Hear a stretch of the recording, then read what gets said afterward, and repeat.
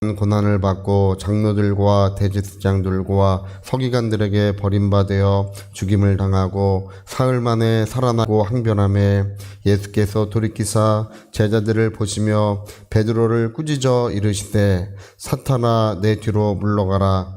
내가 하나님의 일을 생각하지 아니하고 도리어 사람의 일을 생각하는도다 하시고 무리와 제자들을 불러 이르시되 누구든지 나를 따라오려거든 자기를 부인하고 자기 십자가를 지고 나를 따를 것이니라. 누구든지 자기 목숨을 아멘. 네, 오늘 이 성경에 예수님께서 비로소 이제 고난을 받고 십자가에 죽을 것을 비로소 가르쳐주고 계십니다. 쟤들은 이제 예수님을 뒤따를 때는 멋모르고 뒤따랐던 거예요. 그래서 처음에 예수님을 뒤따른다는 것이 무엇인지, 또 주님과 함께 한다는 것이 무엇인지 그 의미를 전혀 모르고 있었어요. 다만 저분이 하나님이 보내신 선지자고 또 큰 이적과 능력이 그분에게 나타나고 있었기 때문에 그분이 따라오라고 하시는 그분의 그 말씀 앞에, 그분의 어떤 그 성령의 감동 앞에 그들이 순종해서 예수님을 뒤따른 것이지 그게 뭘 의미하는지 잘 모르고 있었습니다. 특히 이제 예수님의 사역이 중반을 넘어가면서 이제 후반기로 접어들면서부터는 제자들은 이제 생각하기를 예수님은 왕이 되실 것이고, 이제 율리시스, 가이사라 율리시스가 예수님 전에 그 로마를 크게 확장시킨 로마의 초대 지도자가 있었어요. 로마의 초대 황제는 아니지만 황제 같은 일을 했던 그 카이사르 율리시스의 얼마 후에 예수님이 태어나셨기 때문에 아마 그렇게 이스라엘을 큰 제국으로 확장시키고 그 주변 국가를 다 정복하는 그 다윗의 영광을 다시 한번 나타낼 것이다. 아마 그렇게 믿고 있었을 거예요. 그리고 개인적으로 예수님은 이제 결혼도 하시고 또 이제 아이들도 잘 낳고 이렇게 좋은 왕가를 이루고 아마 그런 어떤 세상적인 생각을 제자들은 가득하고 있었던 거예요. 근데 예수님이 이제 거기에 대해서 굉장히 다른 이야기를 하시는 것입니다. 제사장들과 서기관들과 바리새인들 이런 지도자들에게 이제 내가 이제 죽임을 당할 것이다. 고난을 받고 죽임을 당할 것이다. 이 말씀이 제자들에게 부딪혀 올 때는 이게 굉장히 충격적으로 부딪혀 온 것입니다. 그래서 베드로는 이제 예수님을 붙들고 눈물을 흘리면서 절대 주님에게 이런 일이 있어서는 안 됩니다. 주님은 이제 왕이 되셔야 하고 좋은 나라를 이루셔야 되지. 여러분, 근데 예수님이 여기서 이제 그걸 뭐라고 말씀하시냐면 사탄의 역사라고 이렇게 그걸 지적하십니다. 그러면서 사탄의 역사가 어떻게 우리에게 이루어지는지를 말씀하시는 것이 뭐냐면 사람의 일을 먼저 생각하게 한다 이렇게 지적하십니다. 하나님의 일을 생각하기보다, 하나님의 뜻을 살피기보다 사람의 일을 세상을 꿈꾸게 하고 세상의 안락함을 추구하게 하고 세상의 어떤 낙원을 이렇게 이루고자 하는 그런 환상에 우리의 마음이 젖어들게 한다는 것입니다.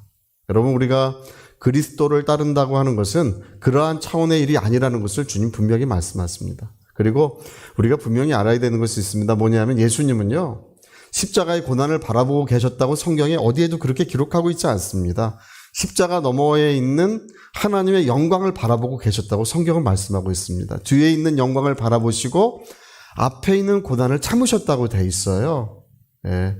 우리 주님은 영광의 약속을, 바로 하나님께 주신 영광의 약속을 그 마음에 가지고 계셨던 것입니다. 그래서 십자가의 고난을 통하여 저 하늘 보좌를 상속하시고 십자가의 고난을 통하여 하나님의 영원한 나라의 왕이 되시는 그 보좌에 올려서 영광의 보좌에 앉으시는 그 하나님이 주시는 영원한 영광을 예수님 바라보고 계셨다는 것입니다.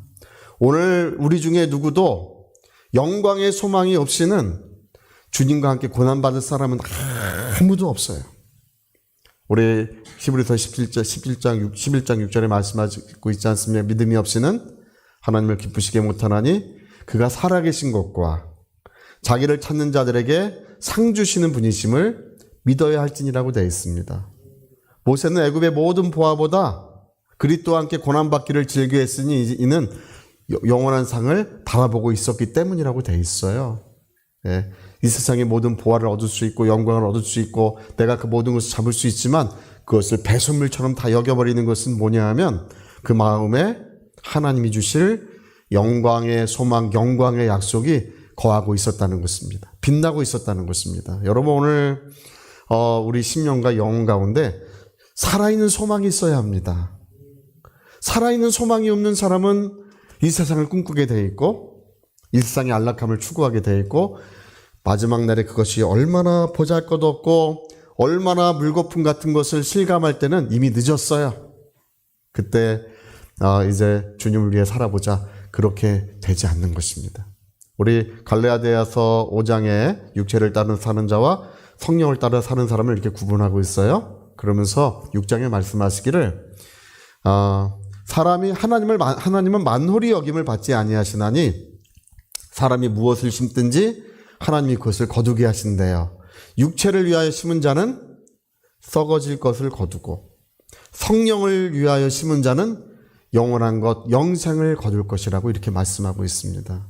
여러분 오늘 우리 육신의 삶이 소중한 이유가 있습니다. 우리 육신의 삶이 소중한 것은 우리가 주님의 뜻을 뒤따르고 성령의 감동하심 속에 살아가고 우리가 하나님의 말씀 가운데 빛 가운데 걸어감으로써 마침내 하나님의 영원한 영광이 우리에게 이루어지게 하시는 것입니다. 근데 오늘 많은 그리스도인들이 이 하나님이 주시는 이 영광의 약속을 마음에 가지고 있지는 않아요. 예. 기본적으로 그런 게 없어요. 이 세상을 꿈꾸고 세상의 안락함을 꿈꾸며 기도하고 있지. 또 하나님을 섬기다가 조금 뭐 하다가 좀 잘 안 되면 금방 실망하고 그래요. 하나님 나에게 왜 이런 시련을 주셨나요? 이러면서 하나님께 항변을 합니다. 예. 왜 그러냐 하면 기본적으로 그 마음에 그 심령에 하나님이 주신 그 약속을 가지고 있지를 않아요. 예. 여러분 오늘 주님의 음성이 우리에게 생생히 들려야 할 줄로 믿습니다. 주님은 바로 그와 함께 고난받는 자에게 그와 함께 영광을 받게 하시는 약속을 주어주고 계시는 것입니다. 그래서 오늘 우리가 읽은 이 말씀은 세상의 사람의 일을 먼저 생각하지 말고 하나님의 일을 생각하라. 예. 그리고 하나님의 일을 생각하는 자 온 천하를 얻어도 하나님의 영원한 영광에 이르지 못하면 아무 소용이 없다는 것입니다. 그게 너에게 과연 무슨 소용이 있느냐. 예. 오늘 여러분 우리가 정말 영원한 날을 준비하시고 그리고 인생은 매우 짧고 신속히 지나간다는 것을 우리가 너무 잘 알고 있습니다. 할렐루야. 제가 예전에 그냥 꿈이지만 꿈은 진리가 아니니까 참고만 하세요. 예전에 꿈에 예루살렘 성 앞에 이렇게 예수님과 함께 있었는데 예수님이 하시는 말씀이 반드시 여기로 돌아와야 한다 이러시면서 인생이 매우 짧다 그렇게 얘기하시더라고요. 그래서 제가 알았습니다. 할렐루야. 죄짓고 살지 마시고요. 할렐루야. 세상에 소망 두고 거기 기웃거리지 마시고요. 우리 주님이 가신 거룩한 길을 바라보고 저 영광의 보좌를 바라보고 우리는 그 한 길을 일평생 변함없이 그 한 길을 걸어가야 될 줄로 믿습니다.